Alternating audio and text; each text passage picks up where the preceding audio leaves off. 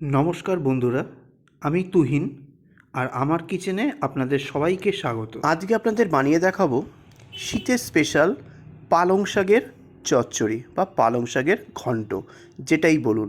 আমার বাড়িতে আমার মা ঠাকুমাদের থেকে শেখা এবং আমার মায়ের থেকে শেখা যেইভাবে পালং শাকের চচ্চড়ি বা ঘন্ট বানিয়ে খেয়ে এসেছি, সেটাই আজকে আপনাদের সঙ্গে শেয়ার করব। এর মধ্যে কোনো আলাদা করে কোনো এক্সট্রা ইনগ্রেডিয়েন্ট ইউজ করে এই ঘন্ট বা চচ্চড়ির সর্বনাশ করব না। যেভাবে খেয়েছি সেটাই আপনাদের সঙ্গে শেয়ার করব। আর এইভাবে কি আপনারা খান সেটা কিন্তু অবশ্যই জানাবেন।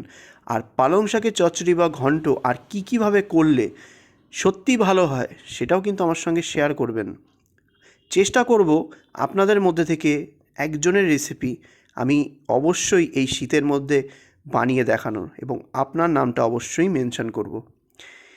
প্রথমেই নিয়ে নিয়েছি এক ঝুড়ি সবজি। তার মধ্যে রয়েছে দুয়াটি পালং শাক, রয়েছে মিষ্টি কুমড়ো, অবশ্যই মিষ্টি কুমড়ো নিতে হবে, একটা মূলো নিয়েছি, আলু নিয়েছি আর বেগুন নিয়েছি। এই হচ্ছে শীতকালের সবজি। ওর সঙ্গে শিমও দিচ্ছি। শিমও দিতে কিন্তু ভুলবেন না। এই রান্নায় শিমটা কিন্তু খুবই দরকার এই চচ্চড়ি বা ঘন্টতে। এইবার এক এক করে সব সবজিগুলো কেটে নেব। প্রথমেই পালং শাকের আটিটা কেটে নেব, যেটা বেঁধে রাখা রয়েছে ওটা কেটে নিয়ে ডাঁটার অংশটাকে পুরো কেটে আউট করে দেবো। কী ভাবছেন ডাঁটার অংশটা দেবো না? সব দেবো। এবার ডাঁটার অংশটা আর পাতার অংশটাকে প্রথমে আলাদা করে নিতে হবে, আর পাতাটাকে ভালো করে কিন্তু চেক করে নিতে হবে। অনেক সময় কি করে পোকারা পাতার তলায় কিন্তু ডিম পেড়ে রাখে, সেটা কিন্তু ভালো করে পাতাগুলো উল্টে পাল্টে দেখে নিতে হবে। সেটা তো গেল পাতার কথা। এবার ডাঁটাটা কিভাবে কাটি সেটা দেখিয়ে দিচ্ছি। আমি একটা নিয়ে নিয়েছি পালং শাকের ডাঁটার অংশ, সঙ্গে নিয়েছি একটা আলু ছোলানি, যেটা দিয়ে আলুটা ছোলান ডেলি ওয়াইজ, মানে পিলার। এইবার এই ডাঁটার গোড়ার অংশটা দেখতে পাচ্ছেন কালো, এই কালো অংশটা কিন্তু অনেকে বাদ দিয়ে দেয়, আমরা সেটা বাদ দিই না, আমাদের বাড়িতে বাদ দেওয়া হয় না। এই আলু ছোলারির মাথার অংশটা দিয়ে হালকা করে ওটাকে ওপরের ছালটুকু তুলে নিই আমরা ঘষে ঘষে। ভিডিওতে দেখতে পাচ্ছেন তো, আশা করি ভালো করে বোঝাতে পারছি। এইভাবে কিন্তু ছুলে নিতে হবে। আর যদি বটি ইউজ করেন বটিতেও কিন্তু ছুলে নেবেন, অনেকটা যেভাবে স্নেক গার্ড মানে হচ্ছে চিচিঙ্গেটাকে একটুখানি ছুলে নেন বটিতে আঁশটাকে তোলার মতো, ঠিক ওরকমভাবে ভালো করে দেখে নিন কিভাবে তুলছি। একটা করে এই ডাঁটার অংশ ছুলে নেব আর ছুরি দিয়ে হাফ করে কেটে নেব, যাতে সুন্দরভাবে নরম হয়ে যায়। আরেকটা ডাঁটাও সেমভাবে আপনাদেরকে দেখিয়ে দিচ্ছি, দেখুন কিভাবে ছোলাচ্ছি। এইভাবে কিন্তু ছুলতে হবে সুন্দরভাবে। আর ছুলে নেওয়ার পর এটাকেও কিন্তু দুভাগ করে নিতে হবে, যদি বেশি বড় হয় 4 ভাগ করে নেবেন। এবার বাকিটা অফ ক্যামেরায় সব করে নেব, শাকটাও বেছে নেব আর ডাঁটাগুলোও কিন্তু সব রেডি করে নেব। আর যেসব সবজিগুলো দেখিয়েছি সেই সব সবজিগুলোও কেটে নেব। দেখুন ফিরে এসেছি সব সবজিগুলো কেটে নিয়ে, আর অলরেডি ধুইও নিয়েছি। কিভাবে কেটেছি ভালো করে দেখুন, সব কিন্তু ডুমো ডুমো করে কাটা। সে মূলো বলুন, আলু বলুন, কুমড়ো বলুন। আর বেগুনটা একটু বড় রেখেছি, কারণ বেগুন তো নরম হয়ে যায়, তার জন্য একটু বড় রাখতে হয়। আর শিমটাকেও কিন্তু কেটে নিয়েছি 3 ভাগ করে, বড় বড় শিম। এই হয়ে গেল সবজির পর্ব। এইবার নিয়ে নিয়েছি পালং শাক আর পালং শাকের ডাঁটা। সেমভাবে পালং শাকটাও আমি কেটে নিয়েছি, কুচিয়ে নিয়েছি, আর ডাঁটাটাও কিন্তু যেভাবে দেখালাম সেভাবেই করে নিয়েছি। চলুন এবার রান্না করতে হবে। প্রথমে নিয়ে নিয়েছি একটা কড়াইটাকে হাই ফ্লেমে গরম করে নিয়ে দিয়ে দেবো সর্ষের তেল। এই রান্নার সর্ষের তেল ছাড়া ভুলেও করবেন না।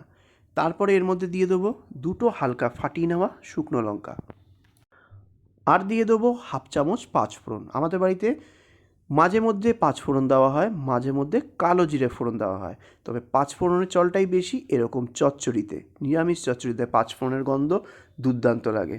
পাঁচফোড়ন আর শুকনো লঙ্কাটা ভালো করে ভাজা হয়ে গেলে দিয়ে দেবো মূলো আর আলুর টুকরোগুলো। যে সবজিগুলো শক্ত সেগুলোকে আগে দিয়ে ভাজতে হবে।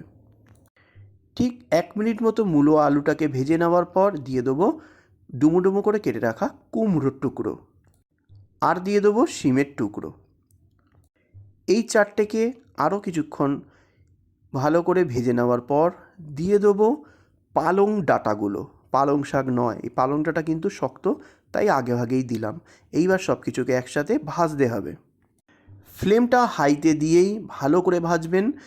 ঠিক 1 মিনিট ভাজা হয়ে গেলে এর মধ্যে দিয়ে দেবো পরিমাণ মতো লবণ আর পরিমাণ মতো হলুদ গুঁড়ো, দিয়ে আবারও ভাজবেন।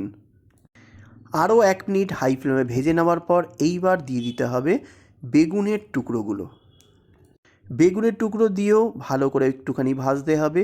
তারপরে দিয়ে দিতে হবে 3টে চেরা কাঁচা লঙ্কা। ঝালটা কতটা খাবেন সেই অনুযায়ী কিন্তু এখানে অ্যাড করবেন। সব কিছু একসাথে মিক্স করে দেওয়ার পর এবার ঢাকা দিয়ে ফ্লেমটা মিডিয়ামে রেখে এটাকে ভাজতে হবে, যাতে সব সবজিগুলো নরম হয়ে যায়। ঠিক 10 মিনিট পর ঢাকনাটা খুলে নিলাম, দেখুন পরিমাণে কতটা কম হয়ে গেছে। এইবার চেক করে নেব কুমড়ো আলুটা কতটা সুসিদ্ধ হয়েছে। দেখুন কুমড়োতে একটুখানি খুন্তি বসাতেই কিন্তু দুফালা হয়ে গেল। সেমভাবে আলু আর মূলোটা যেটুকু শক্ত আছে এরপর রান্না করতে করতে পুরো নরম হয়ে যাবে। এই মুহূর্তে কিন্তু ফ্লেমটা হাইতে দেওয়ার আছে। যেটুকু জল বেরিয়েছে সবজি থেকে সেটা কিন্তু শুকিয়ে নিতে হবে। এবার ওপর থেকে দিয়ে দেবো স্বাদ অনুযায়ী চিনির গুঁড়ো, মানে মিষ্টি। নিরামিষ রান্না একটু মিষ্টি না দিলে ঠিক টেস্ট হয় না। আর যারা এই মিষ্টিটাকে অ্যাভয়েড করতে চান অবশ্যই কিন্তু স্কিপ করে যাবেন। তারপরে আরেকবার ভালো করে মিক্স করে নিয়ে এর মধ্যে দিয়ে দিতে হবে কুচিয়ে রাখা পালং শাক। এই কুচিয়ে রাখা পালং শাকটা দিয়ে দেওয়ার পর ঢাকনা দিয়ে ঢেকে হাই ফ্লেমে বা মিডিয়াম ফ্লেমে রাখবেন, যাতে পালং শাকটা নরম হয়ে নেতিয়ে যায় বা মিয়ে যায়। দেখুন পালং শাকগুলো সব নরম হয়ে গেছে। এইবার খুন্তিটা দিয়ে, মানে ঢাকনা তুলে খুন্তিটা দিয়ে কন্টিনিউ হাই ফ্লেমে ভাজতে হবে, কারণ সবজি কিন্তু নরম হয়ে গেছে, পালং শাকও নরম হয়ে গেছে। আর পালং পাতা থেকে যতটা জল বেরিয়েছে সেটা শুকোতে হবে, আর সেটাকে ভালো করে কিন্তু ভাজা ভাজা করতে হবে, নাহলে কিন্তু এই জলসা জলসা লাগবে খেতে। এইবার একটু টেস্ট করে দেখে নেবেন যে লবণটা বা চিনিটা ঠিক আছে কি না। টেস্ট করে দেখলাম লবণের পরিমাণটা কম, তাই এখানে ওপর থেকে একটু লবণ ছড়িয়ে দিলাম। আর দেখুন কতটা জল কিন্তু বেরিয়েছে। হাই ফ্লেমে না রাখলে কিন্তু এই জল শুকোবে না, একদম পুকুরের মতো হয়ে থাকবে। তাই হাই ফ্লেমে ননস্টপ খুন্তি চালিয়ে চালিয়ে এই জলটাকে শুকোতে হবে আর ভাজতে হবে। এরপর এর মধ্যে দিয়ে দিতে হবে ভেজে রাখা 10-12টা বড়ি, যেটা আমি অফ ক্যামেরায় ভেজে নিয়েছি, সেটা আর আপনাদেরকে দেখালাম না। বিউলির ডালের 10-12টা বড়ি ভেজে নিয়ে এর মধ্যে দিয়ে দেবেন, খেতে অনবদ্য লাগবে।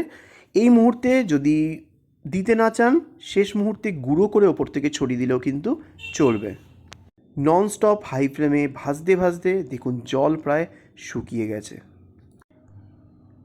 দারুণ টেক্সচার এসে গেছে।